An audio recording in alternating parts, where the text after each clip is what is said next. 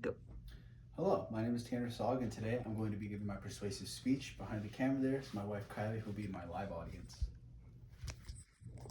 In February of 2023, roughly 20,000 people took the bar exam. Of those 20,000 people, 40% passed. Now that is actually a standard rate of passage when it comes to the bar. But why are so many people concerned about the future of the legal profession? Well, to answer that, let's take a look at this visual given to us by Illinois Tech.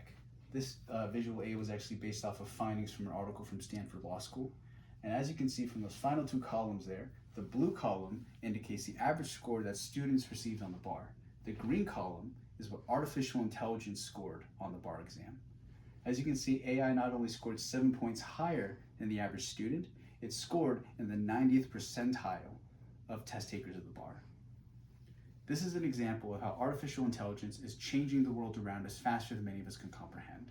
And while AI has a lot of positive benefits that can affect our society for the good, there's also a lot of potential negative side effects that could come about if not implemented correctly. Today, I'm going to be arguing for the strict regulation of AI in the world today. I'm going to be making my case by first explaining some negative consequences that come with AI, some potential groups that will be most affected by these negative consequences, and one particular industry that was able to push back against the rising tide of artificial intelligence.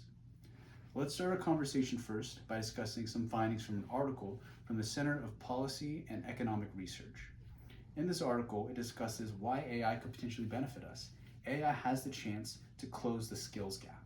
A lot of different types of skills and expertise that could take somebody years to learn or a very expensive education to get can be attained within an instant thanks to artificial intelligence. However, studies have shown that AI is actually linked to higher rates of unemployment. This is likely because we as a society do not know how to properly implement artificial intelligence in our companies and industries today. It's found that a lot of organizations and companies try to either force artificial intelligence onto employees that don't properly know how to use it, or they try to supplant employees completely using AI, thinking that it can take over for a regular person. It's been found, however, that AI is not fully capable of supplanting somebody in a particular position now, but people are trying to use it because they think it'll cut down on costs. It's a classic case of trying to run before you can walk.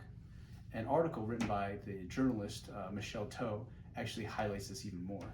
In her article, she talks about the number one group that's going to be affected by these negative consequences of AI, and these are developing countries. Developing countries, as she puts, don't have the infrastructure or the skilled workers with the expertise to handle artificial intelligence, and that when it's implemented into these groups, that a lot of companies and organizations are going to try to just replace people completely or force it onto projects and people that don't properly work with artificial intelligence.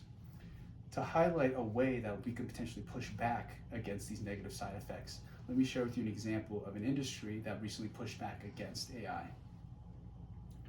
As many of you probably know, last year there was a pretty significant strike in Hollywood against various problems of big film production companies, the biggest problem being artificial intelligence. And both actors and writers decided to stop working for 5 to 6 months in protest of some practices using AI that companies like Disney or Warner Brothers wanted to implement.